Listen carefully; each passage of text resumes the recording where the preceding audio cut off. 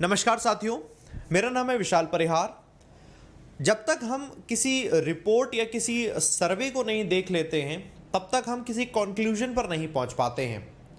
आज का दोस्तों एक जो रिपोर्ट है, ये रिपोर्ट पिछले 10 सालों से बनाई जा रही थी।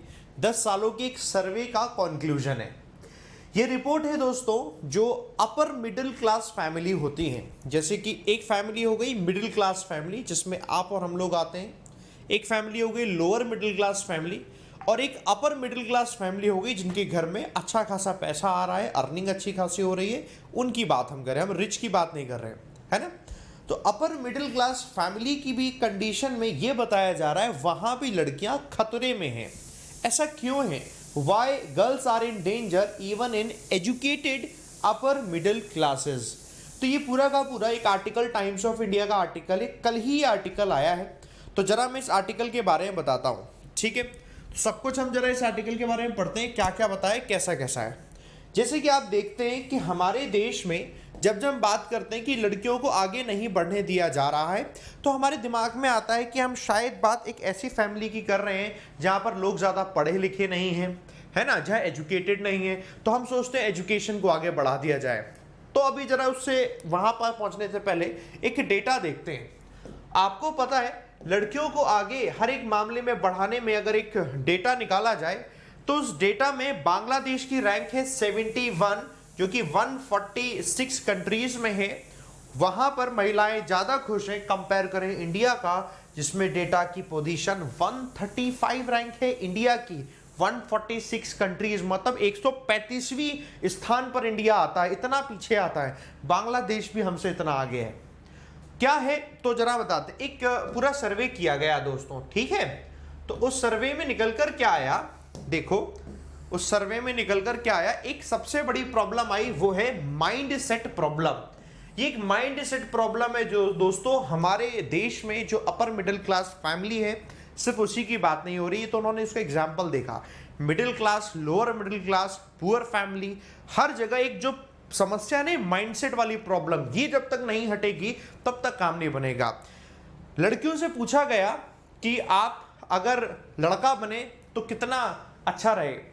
तो वहां पर काफी सारी लड़कियों ने कहा हाँ लड़का बनना चाहे, हाँ आप लड़का बनना चाहते हैं। क्यों? तो रीजन उसके पीछे ऐसे कि अगर आप लड़का बन जाएंगे तो फायदा क्या होगा, हमें बाहर जाने को मिलेगा। छोटे बच्चों से पूछा गया, हमें खेलने को मिलेगा, हमें जो थोड़ी बड़ी हैं लड़कियां उनसे हमें सिर्फ घर घर के काम करने की जरूरत नहीं है, हमें बाहर बहुत से नई चीजें एक्सप्लोर करने के मौके मिलेंगे, हमें बहुत सारी जिंदगी में बहुत कुछ अचीव करने के मौके मिलेंगे।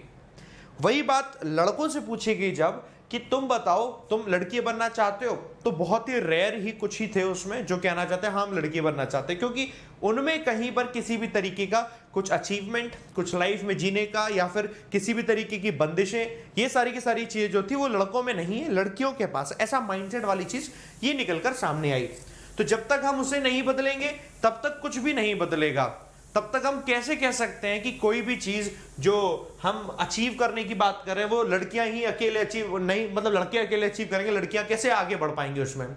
इन्होंने ये सर्वे किया है दोस्तों आंध्र प्रदेश का और उत्तर प्रदेश का, जो वहां के गांव है वहां पहुंचे। देन उसके बाद फिर ये जो वेल एजुकेटेड लोग हैं दिल्ली में, मुंबई में, बेंगलुरु में, फिर ये वहां पहुंचे। उसके बाद ये दोस्तों लेकर आए हैं कि किस तरीके से यहां पर एक जो समस्या निकल कर आ रही है।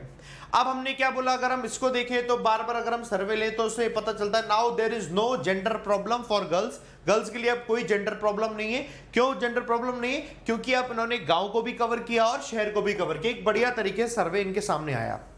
इन्होंने सवाल पूछा 7 साल की उम्र से लेकर 10 साल की उम्र तक के लड़कियों से और लड़कों से, ताकि उनके जवाब जो मैंने आपको बताए कि आप लड़का बनना चाहते हो, लड़की बनना चाहते हैं, वो करके आया। इसके बाद दोस्तों जरूरत क्या आती है, देखो एक सवाल उन्होंने और पूछा था कि जब हम पूछते हैं किसी लड़के से कि ये बताओ भैया आपका रोल मॉडल कौन है, आपके हीरो कौन है, तो एक का जवाब नहीं था। जब इतने सारे लोगों से पूछा गया तो ओवरऑल एक चीज सामने आई, ज्यादातर लोगों ने बोला कि लड़के थे तो उनके लिए रोल मॉडल और हीरो बहुत सारे लोग हो गए। जैसे कि उनके घर से स्टार्ट करें तो उनके पापा हो गए, उसके बाद फिर हो गए जो भी उनके पॉलिटिकल लीडर्स थे, पॉलिटिशियन के बहुत लोगों ने नाम लिए, स्पोर्ट्स में क्रिकेटर्स थे या फिर बाकी स्पोर्ट्स पर्सन थे उनके नाम लिए गए। इसके अलावा दोस्तों जितने भी हमारे साइंटिस्ट हैं उस से फील्ड में अगर जाए तो उनके नाम लिए गए। तो ऐसों में पुरुषों की संख्या ज्यादा थी, वो रोल मॉडल भी थे।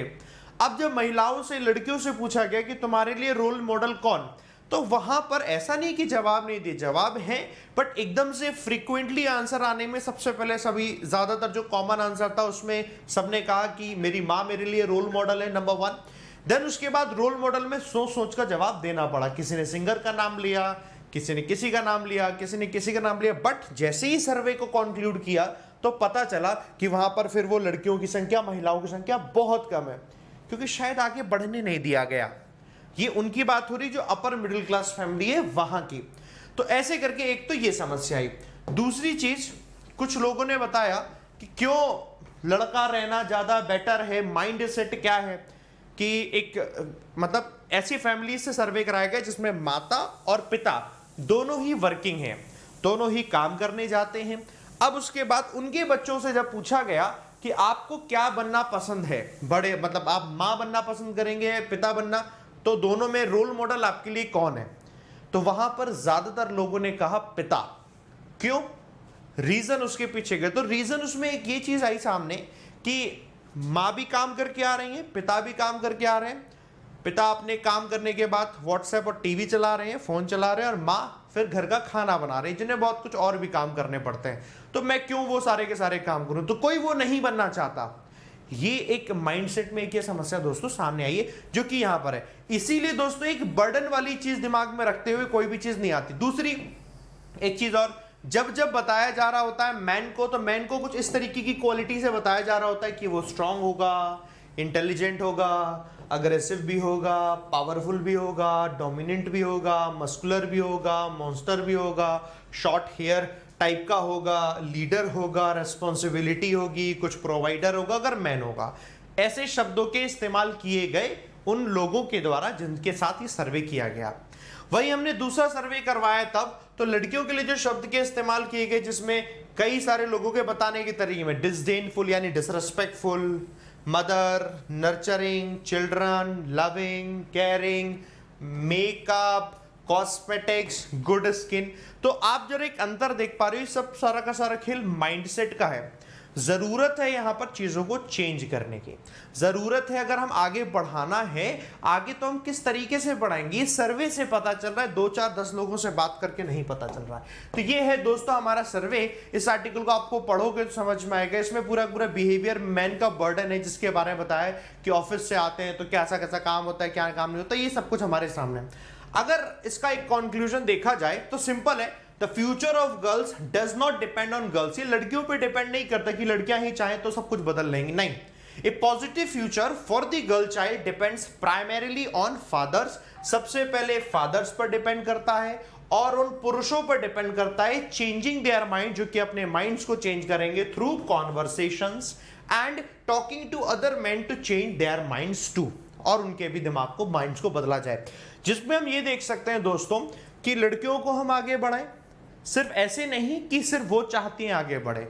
आगे बढ़ाने के लिए दोस्तों एजुकेशन के साथ साथ जो रिस्पॉन्सिबिलिटी होती है ना, वो बराबर बटी हों।